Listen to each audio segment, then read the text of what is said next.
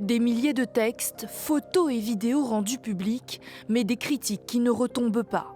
Sous la pression du Congrès, le ministère de la Justice américain a publié vendredi une partie du dossier Epstein, mais les victimes du prédateur sexuel, les élus démocrates et aussi certains républicains soupçonnent l'administration de vouloir protéger Donald Trump.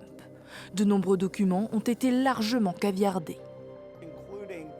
Cela inclut des documents dont la divulgation a été ordonnée par des juges, comme des témoignages devant le grand jury à New York. Ils doivent au Congrès et au public américain une explication pour chaque caviardage que je n'ai pas vu publié sur la page du ministère de la Justice. Or, la loi est très claire. Tout caviardage doit être justifié par écrit. Ils doivent le faire.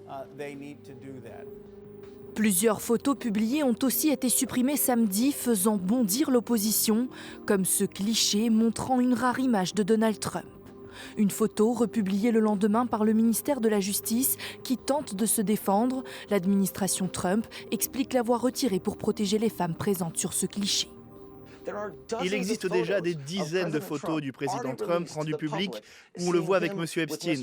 Il a déclaré avoir fréquenté ce dernier dans les années 90 et au début des années 2000. Il est donc ridicule de prétendre que nous avons retiré une seule photo, parce que le président Trump y figurait.